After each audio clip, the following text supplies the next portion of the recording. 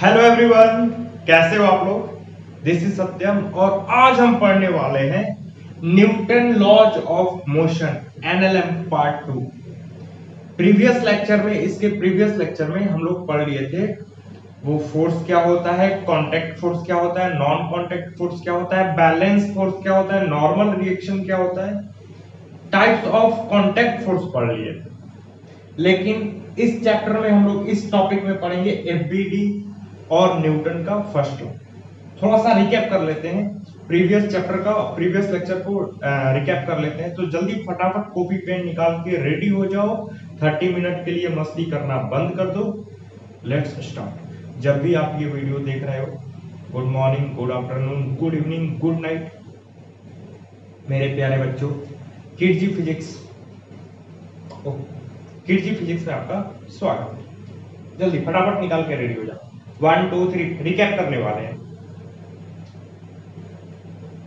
सुनो, पहला topic force. Force क्या है? अ पुश और pull of any object which can be change its shape, size, position as well as direction. पहले हम लोग 8 में पढ़े थे अ पुश और pull of any object is called force.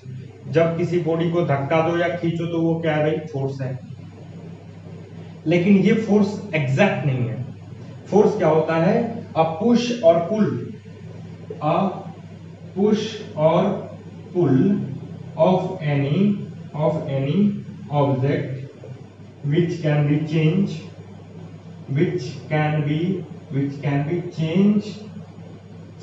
its shape, size, position as well as direction is known as push.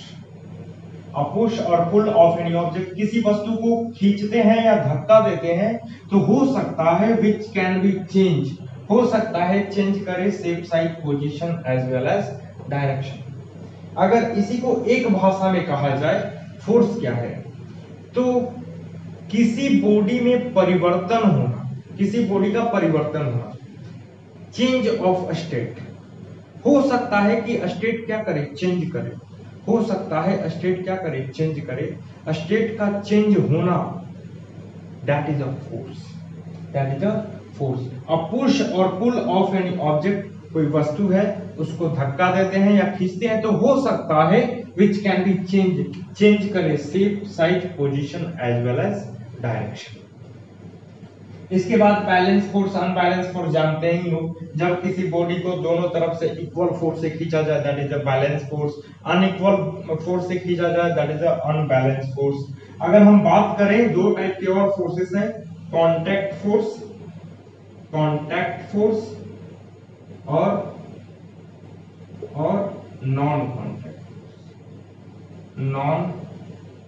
Contact force. Contact force जो physically touch हो, वैसे फोर्सेस दो और दो से अधिक फोर्सेस एक दूसरे से फिजिकली टच हो, जैसे मार्कर को उठाना, देखो that is a physically touch है। टायर का चलना रोड पे टायर का चलना क्या है भाई? फिजिकली टच है। हवा में तो साइकिल चलेगी नहीं, ठीक है? तो फिजिकली टच होना चाहिए और ये फिजिकली टच नहीं होना चाहिए। तो इसमें बहुत सारे फोर्सेस आ जाएंगे, जैसे मस्कुलर फोर्स, आपका फ्रिक्शन फोर्स, पहले तो इजी लेते हैं। आपका वो आ गया कौन सा? नॉर्मल रिएक्शन, ये 11th का चीज है। Normal reaction. दूसरा है तुम्हारा टेंशन फोर्स। तीसरा है तुम्हारा स्प्रिंग फोर्स।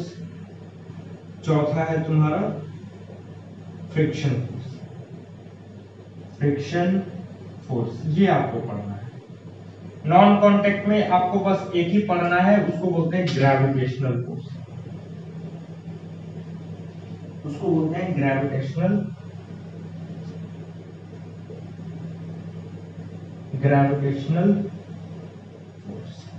ग्रेविटेशनल फोर्स और भी है इलेक्ट्रोस्टैटिक फोर्स, इलेक्ट्रोस्टैटिक फोर्स, एक और है magnetic force. Magnetic force, magnetic force और इलेक्ट्रोस्टैटिक फोर्स ये आपको पढ़ना है क्लास 12th में, लेकिन आपको इसको तो पढ़ना है। तो हम सबसे पहले नॉर्मल रिएक्शन जानेंगे, टेंशन फोर्स जानेंगे, स्प्रिंग देन फ्रिक्शन। तो फटाफट कॉपी कर लो, रफ करने वाले हैं। इतनी कहानी प्रीवियस लेक्चर में हो चुकी थी। रफ करें 1 2 3 4, चलो रफ करते हैं।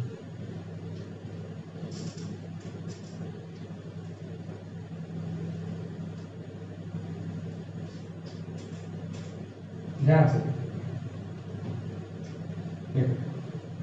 आपको पहले तो थोड़ी सी ग्रेविटी वगैरह के बारे में मैं बता दूं। जी जो होता है वो ग्रेविटेशनल कांस्टेंट होता है, gravitational acceleration due to gravity, sorry acceleration due to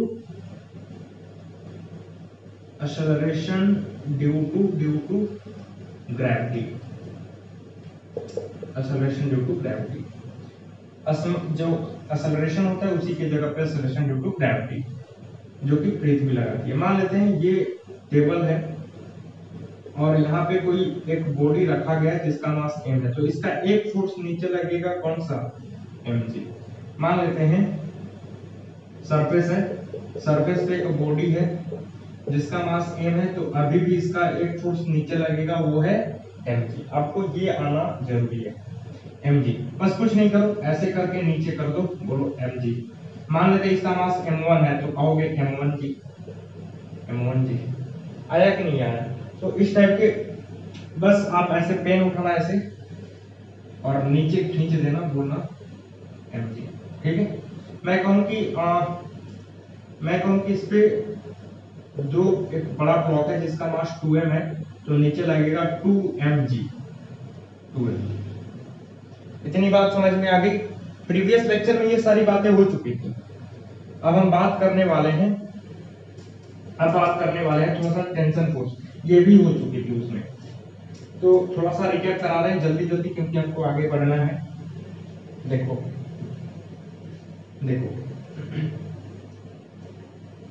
tension force, tension force जो होता है उसको हम कैपिटल T से रिप्रेजेंट करते हैं। ये जो होता है स्ट्रिंग में हो सकता है, स्ट्रिंग में, रॉड में, चैन में क्या वीडियो सही नहीं जा रहा है क्या?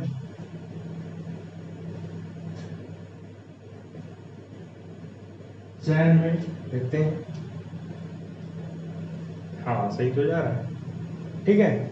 स्ट्रिंग में, रॉड में और चैन में, और भी हो सकते हैं, ठीक है।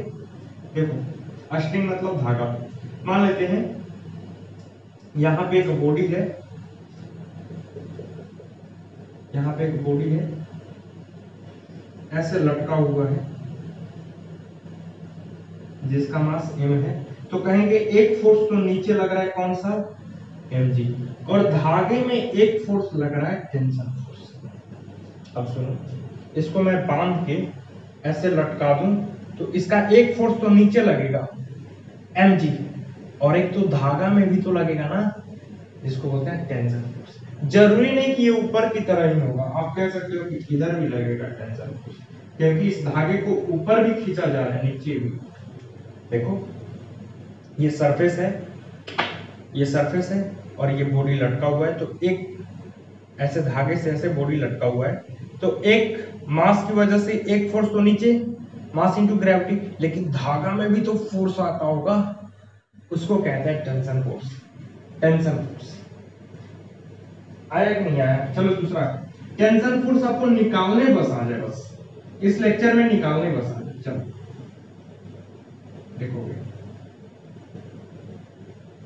किसी खूबसूरत कली जैसी होगी, मुझे क्या पता दिलरुबा कैसी होगी। देखो यहाँ पे है m1 और यहाँ पे है m2, तो एक तो फोर्स नीचे में लगेगा m1g, इसमें लगेगा m2g, tension force T, tension force T। अच्छा देखो इसमें भी टेंशन फोर्स कितना लगेगा T और टेंशन फोर्स T, क्योंकि धागा एक ही है। गौर से देखो, गौर से देखो, धागा कैसा है, एक ही है। धागा कैसा है, एक ही है। मतलब धागा सेम, स्ट्रिंग सेम तो tension same, string same, string same same तो टेंशन सेम। टेंशन भी क्या होगा भाई, सेम होगा। स्ट्रिंग बदला, स्ट्रिंग बदला तो टेंशन भी बदला, बदला, बदला होगा। ठीक है, स्ट्रिंग बदला तो टेंशन भी बदला। जैसे कि यहां पे देखो, स्ट्रिंग सेम है तो टेंशन सेम है पूरे स्ट्रिंग में। अच्छा मैं कहूं कि ये भी तो एक स्ट्रिंग है ऊपर वाला, तो इसमें कितना टेंशन होगा, तो इसमें टेंशन होगा 2T, इसमें टेंशन होगा 2T। पूछो कैसे, हाउ? देखो इस स्ट्रिंग में दो मास बॉडी है, दोनों पे टेंशन लग रहा होगा नीचे, तो ये भी तो उतना से खींच रहा होगा। इमेजिन करो, देखो इमेजिन करो, ये लकड़ी है, ठीक है, यहां से एक बॉडी बंधी हुई है, यहां से एक बॉडी, और दोनों में टेंशन सेम।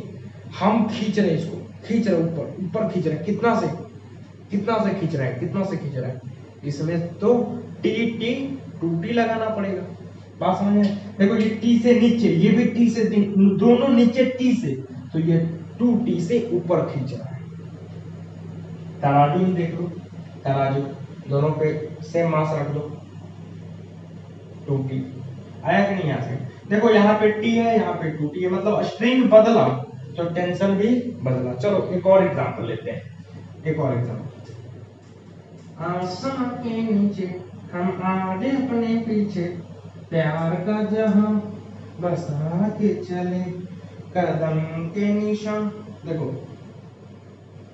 देखो देखो ध्यान से, यहाँ पे एक बॉडी है जिसका मास m है, और यहाँ पे एक बॉडी है जिसका मास m है, यहाँ से खींचा जा रहा है। तो यहाँ पे देखो दो स्ट्रिंग है, एक स्ट्रिंग ये और दूसरा स्ट्रिंग ये। तो इसमें जो टेंशन लगेगा मान लेते हैं T, और इसमें अलग लगेगा टेंशन T1 T1। देखो हम खींच रहे हैं इसको, तो ये भी अलग टेंशन से खींच रहा होगा इस बॉडी। हम खींच रहे इधर से T से, T टेंशन लग रहा होगा T स्ट्रिंग में, खींच रहे हैं तो स्ट्रिंग में टेंशन लग रहा होगा, तो ये भी, ये बॉडी इस बॉडी को खींच रहा है तो अलग टेंशन होगा। स्ट्रिंग बदला तो टेंशन भी बदला। एक और करें, चलो एक और करते, एक और उठाते हैं क्वेश्चन। तुम्हें अपना बनाने की कसम खाई है, खाई है, तुमने पाने की वजह से अपना खाना छोड़ाया है। देखो ये सब फालतू बातें हैं। चलो क्वेश्चन करते हैं। हाँ, ये मान लो स्ट्रिंग है और इसमें लग रहा हुआ टेंशन T, ठीक है, टेंशन T। यहाँ देखो,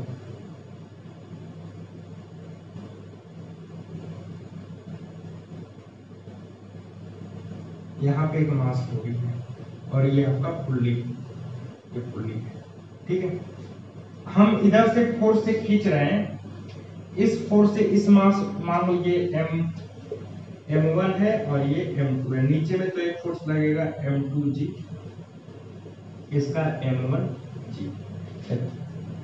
इधर से हम खींच रहे हैं तो इसमें टेंशन T और ये अलग टेंशन से खींचेगा, मतलब स्ट्रिंग बदला तो टेंशन भी बदला। बात समझ में आ रही है? बात समझ में आ रही है? स्ट्रिंग बदलेगा तो टेंशन भी बदलेगा। और स्ट्रिंग को हमेशा, स्ट्रिंग रॉड और चेन को हमेशा किस में लेना है? मासलेस लेना है, मासलेस लेस और फ्रिक्शनलेस, फ्रिक्शनलेस लेना है। स्ट्रिंग, चैन, रॉड को क्या लेना है? फ्रिक्शनलेस लेना है। 90% क्वेश्चन में 90%। चलो जल्दी कर लो, मैं रफ करने वाला हूँ। नॉर्मल रिएक्शन थोड़ा सा और बढ़िया बढ़िया क्वेश्चन देखते हैं, जल्दी जल्दी कर लो। चलो देखते हैं। नॉर्मल रिएक्शन की जानकारी आपको है, देख लेते हैं भाई, उसका भी एक न्यूमेरिकल देख लेते हैं। आपको बस टेंशन वगैरह क्लियर करने आ जाए कि टेंशन यहाँ लगेगा वहां लगेगा, इसके बाद तो न्यूमेरिकल होंगे ही होंगे, वो टेंशन की वैल्यू निकालेंगे। जैसे देखो मान लेते हैं ये एक बॉडी है, मतलब ये सरफेस है, सरफेस है, ठीक है। सरफेस को ऊपर कर, इसको ऊपर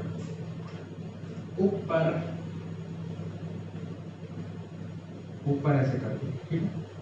और यहाँ से एक बॉडी बंधी हुई है जिसका मास है m, और यहाँ से ऐसे इसे अटैच है। यहाँ पे है एंगल थीटा। एक तो फोर्स नीचे लगेगा, कौन सा, mg। अब सुनोगे ध्यान से, इसमें टेंशन T1 और इसमें टेंशन T2।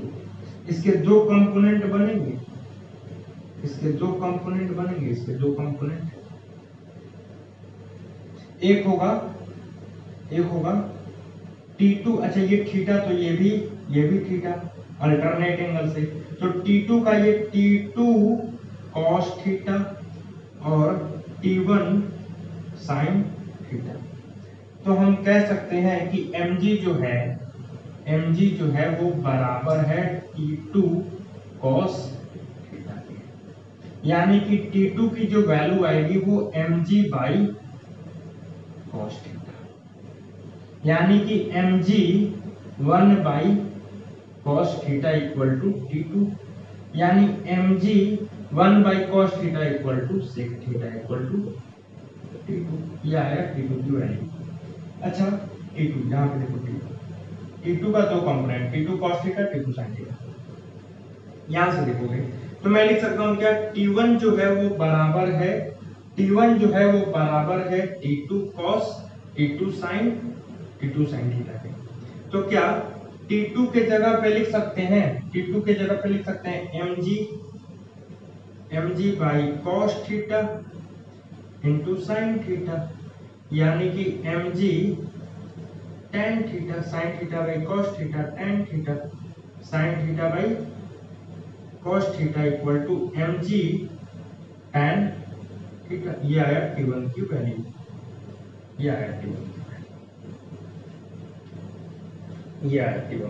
क्या सही जा रहा है? बिल्कुल। चलो जल्दी छापो फटाफट, अगला क्वेश्चन करते हैं।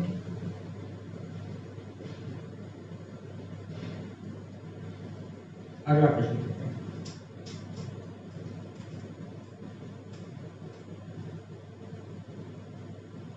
अगला क्वेश्चन, अब इसी पे एफबीडी समझ लेते हैं। एफबीडी क्या होता है? Free body diagram. ये भी लेक्चर प्रीवियस लेक्चर में अपलोडेड है, ठीक है। एफबीडी क्या होता है? Free body diagram. We will show body is point mass. पहला चीज आपको शो करना है बॉडी को एक पॉइंट मास। जैसे कि एक एग्जांपल ले लेते हैं,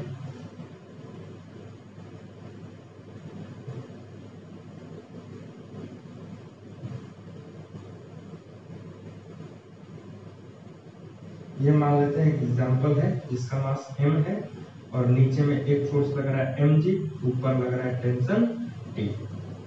तो पहला चीज इसका एफबीडी बनाना है। इसका क्या बनाना है? एफबीडी मतलब फ्री बॉडी डायग्राम। तो we will show body is point मास।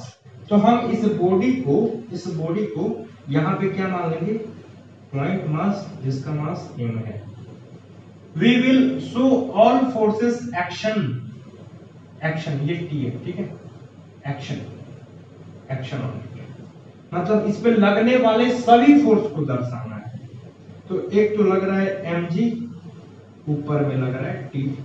मेरे ख्याल से अब इस पे कोई ज्यादा फोर्स नहीं लग रहा है। अब से कोई पूछे T कितना है तो T equal to mg। Tension force पूछे तो निकाल के दे दोगे, T इक्वल टू mg। सुनो, तो पहला चीज, we will show body is point mass, किसी भी बॉडी को आप क्या मानोगे, point mass. We will show all forces action on it, उस पे लगने वाले सारे फोर्स को दर्शाना है। नंबर ऑफ फोर्सेस, कितने उस पे फोर्स लग रहे हैं, ये डिसाइड करेगा frame of reference. Frame of reference, number of forces, किसी बॉडी पे कितने फोर्स लग रहे हैं वो डिसाइड करेगा फ्रेम ऑफ रेफरेंस। किसी बॉडी पे कितने फोर्स लग रहे हैं, number of forces by reference frame, उसको कहां से देखना है, रेफरेंस फ्रेम से। मान लो यहां से हम देख रहे हैं तो इसके रेफरेंस पॉइंट हम हुए। Maximum time reference from on ground, ज्यादातर मैक्सिमम टाइम जो रेफरेंस पॉइंट होगा वो कहां होगा, ऑन ग्राउंड होगा। जैसे मैं ग्राउंड पे हूं, यहां से मैं देख रहा हूं, मैक्सिमम टाइम, ग्राउंड का मतलब ये होता है कि ज्यादातर वो इनर्शियल फ्रेम में होगा। किस में होगा, इनर्शियल फ्रेम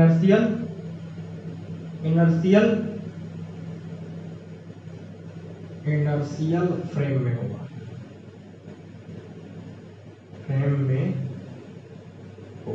इनर्शियल फ्रेम में होगा। ज्यादातर वो 90% वो इनर्शियल फ्रेम में होगा। ठीक है, इनर्शियल फ्रेम मतलब वो एकदम चुपचाप ऐसे मस्त बैठ के देख रहा है ग्राउंड पे। ठीक है, तो इस टाइप के आपको शो करने एफबीडी। चलो अगला क्वेश्चन करें। पहला चीज ध्यान रखना कि बॉडी को शो करना है पॉइंट मास, और दूसरा चीज उस पे लगने वाले सभी फोर्स को दर्शाने हैं, और नंबर ऑफ फोर्स कितने लग रहे हैं वो डिसाइड करेगा फ्रेम ऑफ रेफरेंस, और फ्रेम ऑफ रेफरेंस ज्यादातर कहां रहेगा, ऑन ग्राउंड पे रहेगा। चलो मैं रब कर दूं इसको, अगला क्वेश्चन करते हैं, उसका एफबीडी बनाएंगे। ठीक है, तो अगला क्वेश्चन है खूबसूरत सा प्यारा सा हमारा और आपका खूबसूरत सा चैनल गिरजी फिजिक्स में आपका हार्दिक स्वागत है। एफबीडी के साथ देखो, ये मास कोई है, मान लेते हैं यहाँ एंगल है थीटा, तो इसका तो इस पॉइंट पे एक फोर्स लग रहा होगा, कौन सा, mg। इसके दो कंपोनेंट होंगे, कौन कौन, यहाँ एंगल थीटा, एक होगा mg cos थीटा और एक होगा mg sin थीटा। मान लो ऊपर से, मान लो यहाँ से ऐसे स्ट्रिंग में बांधा हुआ है, तो एक टेंशन फोर्स लगेगा T। अच्छा, एक नॉर्मल फोर्स भी लगेगा, नॉर्मल फोर्स बॉडी के सरफेस के परपेंडिकुलर, तो निकाला जाए, तो इसका एफबीडी बनाया जाए। पहले एफबीडी, ये रहा आपका पॉइंट मास, इधर आया mg sin थीटा, इधर आया mg, इधर को आया mg cos थीटा, ऊपर गया n, और इधर है टेंशन। बोलो ऐसा ही है क्या, देखो mg sin theta, mg cos theta, normal reaction, tension. मैं पूछूं टेंशन जो है वो किसके बराबर है, तो mg sin थीटा के बराबर है। नॉर्मल रिएक्शन किसके बराबर है, mg cos थीटा के बराबर है। यहाँ से n निकल गया और t निकल गया, तो जल्दी फटाफट करोगे।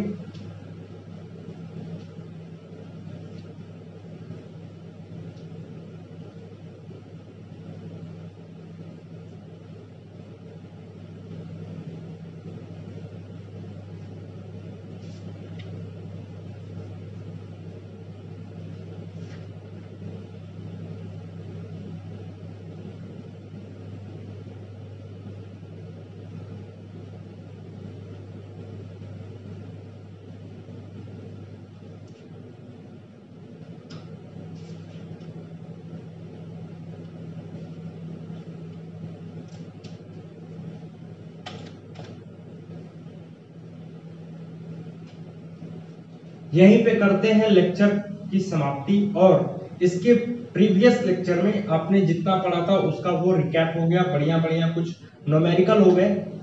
इसके बाद जो लेक्चर होगा उसमें हम न्यूटन का फर्स्ट लॉ पढ़ेंगे। क्या पढ़ेंगे, न्यूटन का फर्स्ट लॉ एकदम बढ़िया से, और बढ़िया बढ़िया क्वेश्चन भी करेंगे। Okay everyone, tata bye bye, see you all of you, bye bye.